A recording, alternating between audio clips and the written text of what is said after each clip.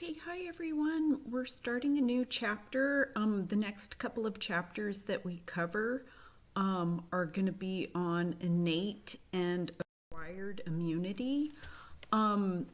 Just in general, immunology is the study of your innate and acquired immunity and mechanisms in your body that would allow for the inactivation, neutralization, and elimination of foreign pathogenic microbes. Okay, could be bacteria or viruses. Just to give you an idea of what the next two chapters will cover, chapter 16 is looking at your innate immunity, and then chapter 17 would be looking at your acquired immunity.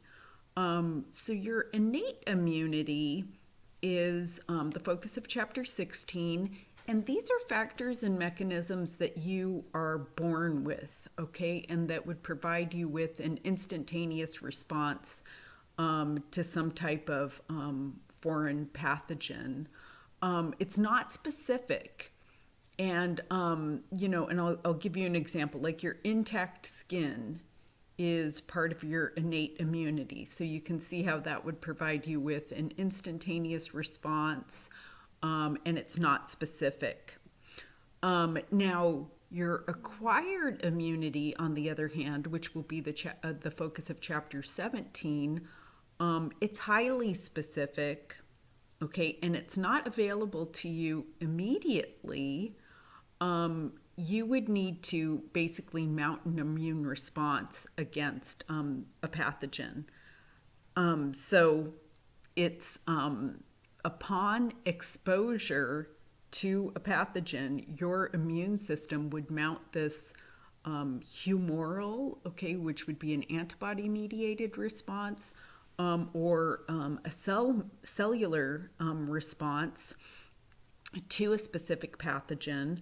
And oftentimes, once you've mounted this highly specific response, you will have memory, so that if you ever encounter that pathogen again, your memory cells can mount an even stronger response much faster, and it will protect you from infection to a point where you may never even know that you had that second exposure. Okay, so I say that, the innate immunity would be your body's first line of defense against pathogens, and then if your innate immunity fails to ward off the pathogen, then your acquired or adaptive immunity would be your second line of defense against pathogens.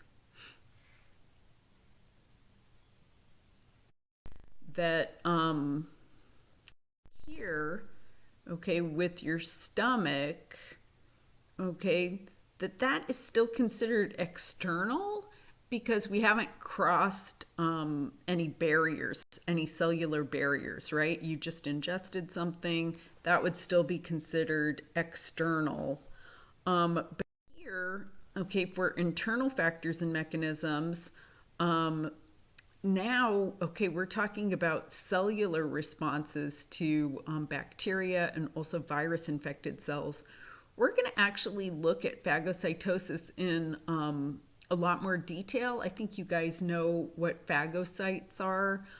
So these would be some of your white blood cells are phagocytes. They can perform phagocytosis, so they could engulf bacteria or virus-infected cells and digest them, okay? You also have some really interesting lymphocytes called natural killer cells, which can target virus-infected cells and also cancer cells in a non-specific way and lyse them, okay, by a process called apoptosis or programmed cell death. Okay, and we'll talk more about those in detail too. We'll talk more about inflammation. Okay, so inflammation is your body's response to an established infection. We'll look at fever in more detail. Okay, fever can actually help you out. Okay, we'll talk about the benefits of fever, and how it works. A lot of these, we'll find out that a lot of these mechanisms of our innate immunity work together. Okay, so like fever can activate other mechanisms of your innate immunity, and it can work together. Like phagocytosis is part of inflammation. Okay, we'll see how that all works together. We'll go into more detail on complement. Okay, complement is a molecular defense. I don't know if you guys have heard of complement, but complement are proteins made by your liver that circulate in your blood unactivated. Okay, they're not activated.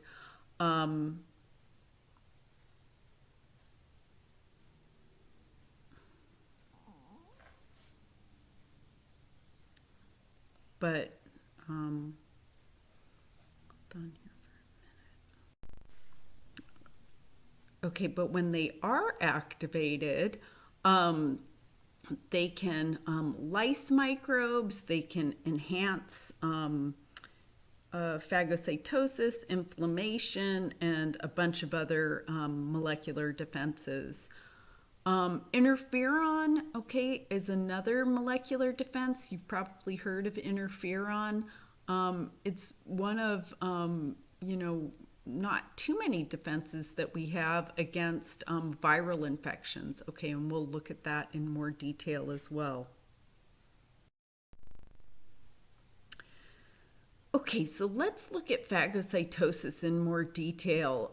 This is a cellular defense. Okay, you can see in part A of this figure, okay, the transmission electron micrograph, that the white blood cell, okay, this could be like a neutrophil or a monocyte, is extending its pseudopods and engulfing that diplobacillus, okay, the bacteria, into the inside of that cell, okay, into a vesicle, which is referred to as the phagosome. The process has 4 parts. Okay, the first part is called chemotaxis. Okay, and we know what that is, right?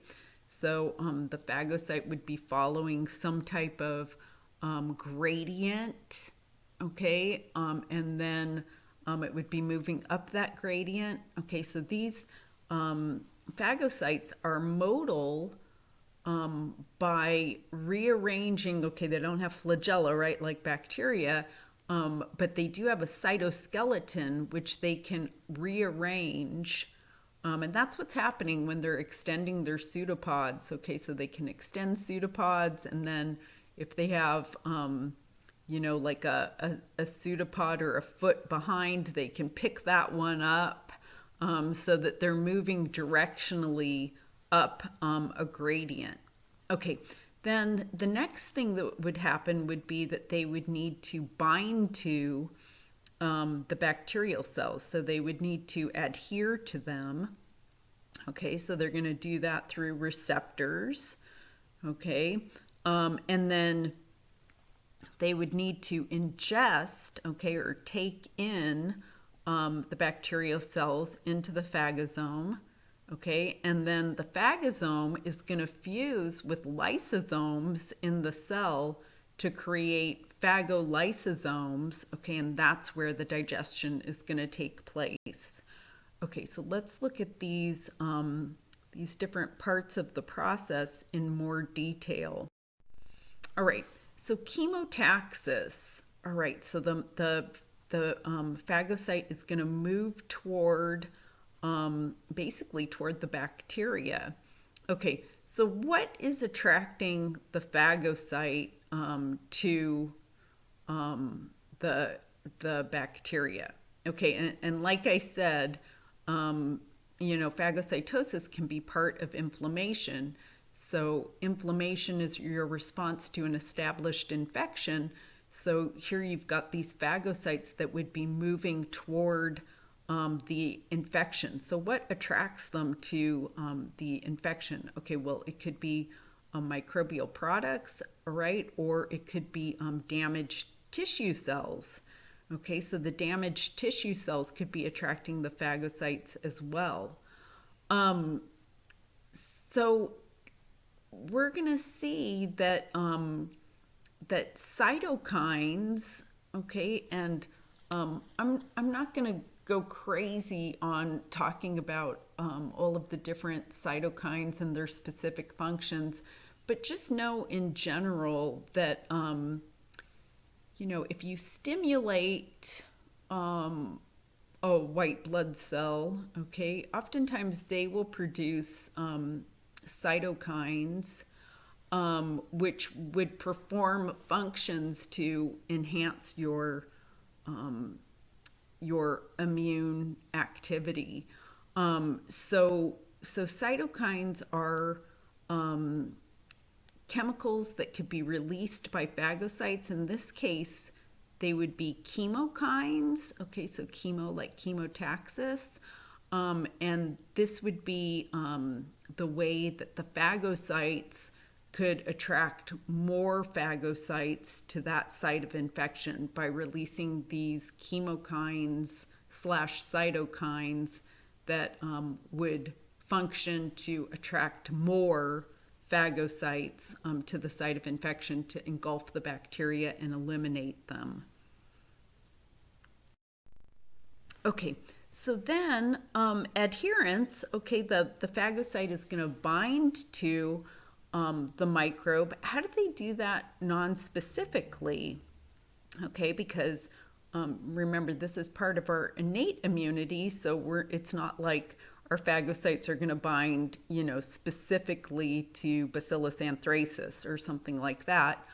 Well, okay, the phagocytes have these receptors on their surface, which are referred to as toll-like receptors, and they are going to bind to different bacterial components that are common among a lot of bacteria, okay, like peptidoglycan or lipopolysaccharide, okay, for the gram-negative, or flagellin, okay, for bacteria that are flagellated. So these bacterial cell components that the toll-like receptors can recognize are referred to as PAMPs, or pathogen-associated molecular patterns. Okay, so the toll-like receptors on the phagocyte would bind to the peptidoglycan LPS, the pathogen-associated molecular patterns on the pathogen. Okay, also, all right, we've talked about the capsule before, right? All right, like how capsulated bacteria can evade phagocytes, right? They can evade phagocytosis because I think when we were talking about the capsule, I mentioned Bacillus anthracis has that poly-D-glutamic acid capsule that the phagocytes don't recognize. So the phagocytes don't recognize that poly-D-glutamic acid capsule, and therefore Bacillus anthracis can evade phagocytosis. Okay, but all right, what if, okay, that microbe is actually coated with, okay, protein, all right, opsonins, and the proteins would be called opsonins. Okay, they could be antibodies, all right, or they could be, I was mentioning complement, right?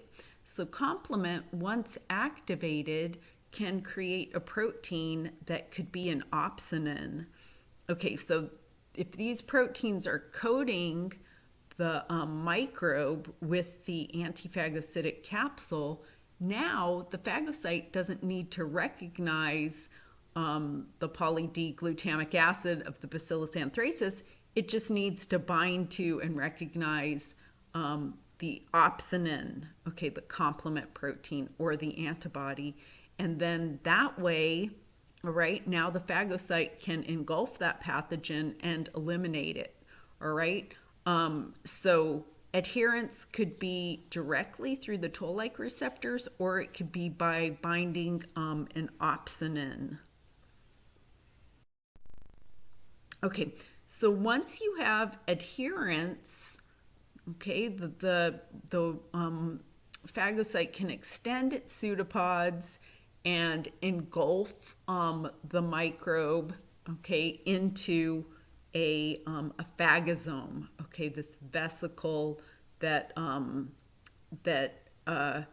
is going to, in digestion, fuse with the lysosomes to make the phagolysosome.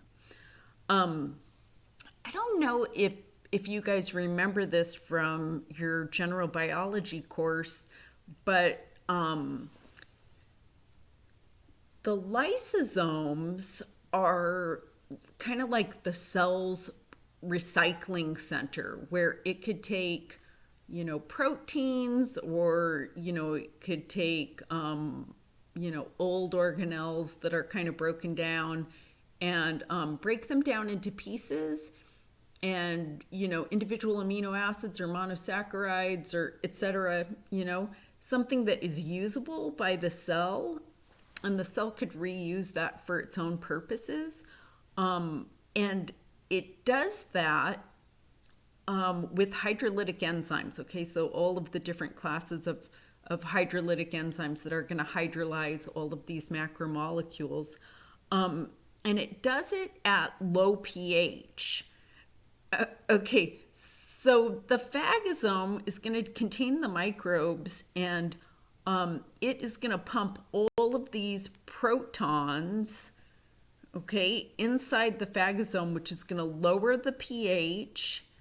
And then when the phagosome is fused with the lysosome, okay, the hydrolytic enzymes of the lysosome would be activated.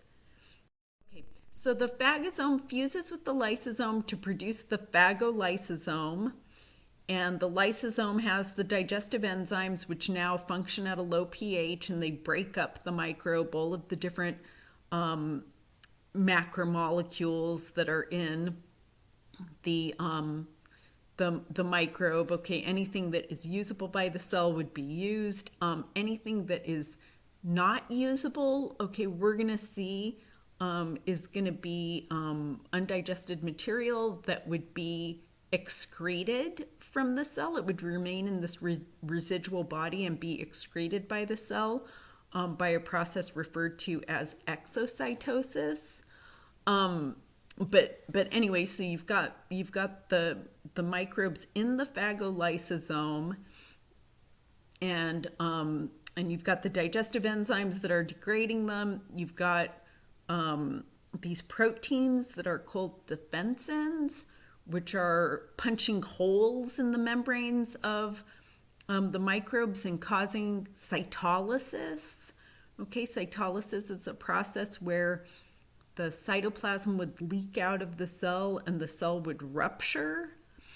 Also, you can oxidatively inactivate microbes by pumping them full of these toxic oxygen products, okay, which would be like the superoxide free radical or hydrogen peroxide or the hypochlorite ion.